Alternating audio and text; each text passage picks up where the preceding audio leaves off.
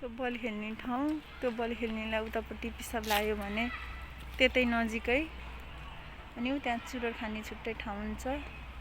अनि यो रुखहरू भयो, यो भित्र रेस्टुरेन्ट छ, यहाँ जाने खानेकुराहरू खाने ल्याउने, पार्कमा बसेर खाने यस्तो कफीहरू रामेनहरू यो रेस्टुरेन्टको आइटमहरू हुन्छ यहाँभित्र। ल हेर्नु पार्कमा बस्ने अनि त्यहाँ त्यसरी बस्ने होइन, त्यो बिचमा त्यसरी बस्ने आउने खाने होइन। ल हेर्नु देख्नुभयो नि, अघि मैले देखाएँ नि यो एउटा पार्क हो, यसको क्षेत्रफल कति छ मलाई थाहा भएन। ल हेर्नु यो पुरै राम लाउने हो, सबै यहाँ खेल्ने ठाउँ हो। अनि यहाँ चाहिँ 3वटा टोयलेट रहेछ के एउटा पार्कमा, 3 ठाउँमा टोयलेट के महिला र पुरुष गरेर। ल हेर्नु अनि यहाँ बस्ने छुट्टा छुट्टै हेर्नु, उता अनि टोयलेट, उता पनि टोयलेट हो, त्यो पनि टोयलेट के एउटा पार्कमा 3 ठाउँमा टोयलेट के, किनकि यो ठाउँमा यत्रो मान्छेहरू आउँछ, दिसा पिसाब गर्छ, खान्छ। ल हेर्नु फोहोर फाल्ने ठाउँहरू टोयलेट। ल हेर्नु खेल्ने ठाउँ, उफ्रिने ठाउँ होइन, आफ्नो घरबाट खानेकुराहरू बनाएर ल्याउने। ल हेर्नु ट्रेन दौडिरहेछ होइन, कस्तो व्यवस्थित हुन्छ के। ल हेर्नु यो पार्क हो के। ल हेर्नु होइन एउटा पार्क कति व्यवस्थित हुन्छ के, खेल्ने उफ्रिने सबै ठाउँ हेर्नु न। यो चाहिँ यो रुखहरूलाई अस्ति भर्खरै ल्याएर मलहरू हालेको रे, यहाँ मलहरू यो रुखहरूलाई मल चाहियो नि त यस्तो।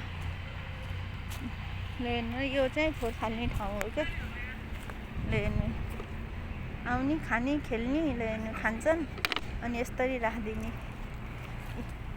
यो चाहिँ पुरानो काठको कस्तो राम्रो पुरानो डिजाइनमा बनेको होला होइन यो। ल हेर्नु कस्तो राम्रो के, त्यो मेरो छोरी खेलेछ यहाँ होइन, यहाँ बच्चा खेल्ने नि ठाउँ छ होइन। ल हेर्नु होइन बच्चा पनि खेल्ने ठाउँ छ क्या यस्तो ठाउँ छ क्या।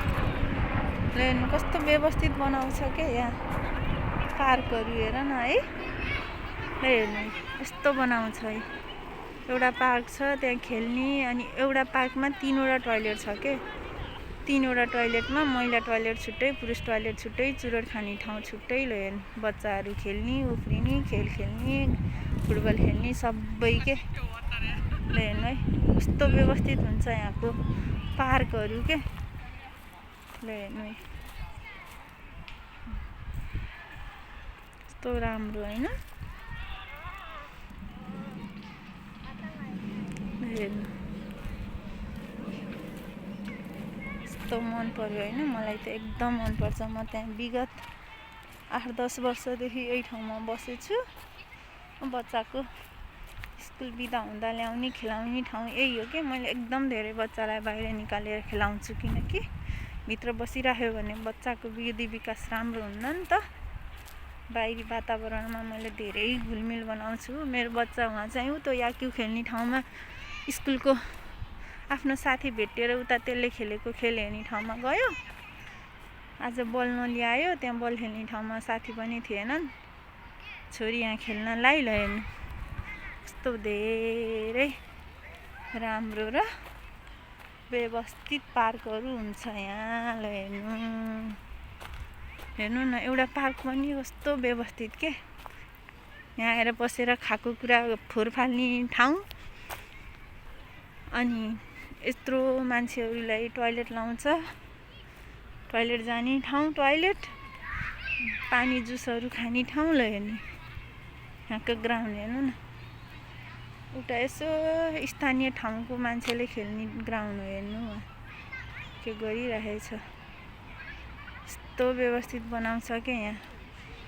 हेर्नु त यस्तो राम्रो होइन।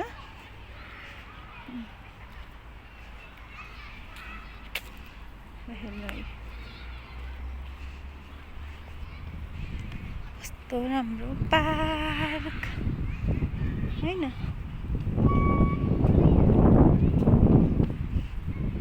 यहाँ घडी पनि छ, यहाँ कति बज्यो भनेर हेर्ने।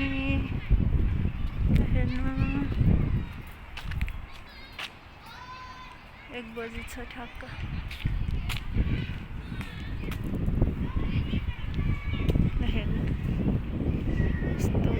पार्क छ, एउटा पार्कमा 3वटा टोयलेट छ के। मैले देखाउन खोजेको क्या, यो चाहिँ हाम्रो फेवातालमा, फेवाताल जाने भन्दा यतापट्टि ठाउँमा टोयलेट त छ, त्यो टोयलेटमा चाहिँ 10 रुपियाँ तिर्नुपर्ने के। म दिदी बुवा भएर गएको थिएँ, मैले 30 रुपियाँ तिरेको के पिसाब फेर्दा मात्रै। यस्तो ठाउँहरू पार्कहरूमा यस्तो, अनि जापानको सुपरमार्केटहरूमा टोयलेट फ्रीमा गर्न पाइन्छ। सपिङ गर्न आउँछ त्यो मान्छेलाई टोयलेट लागेको हुन्छ, पिसाब दिसा, अनि गर्नुपर्ने हुन्छ, फ्रीमा गर्नु पाइन्छ। यहाँ त्यस्तो छ सिस्टम। नेपालमा चाहिँ त्यो 10 रुपियाँ उठाएर त्यो कसले लिने हो, नगरपालिकाले लिने र पोखरा नगरपालिकाले लिने भए त ठिकै हो। त्यो बिचमा 10 रुपियाँ उठाएर त्यो बिचको बिचौलियाहरूले, यिनै भ्रष्टाचारी गुन्डाहरूले लिएर त्यो पैसा उठाउने र खाने त हुने। त्यस्तो व्यवस्थित छ के पार्कहरू। हेर्नु न, त्यहाँ बस्ने अनि त्यहाँ खेलेको खेल्ने। उहाँ ट्रेन हिँडिरहेछ ल्याउनु होइन, यस्तो राम्रो हेर्नु त ल्याउनु।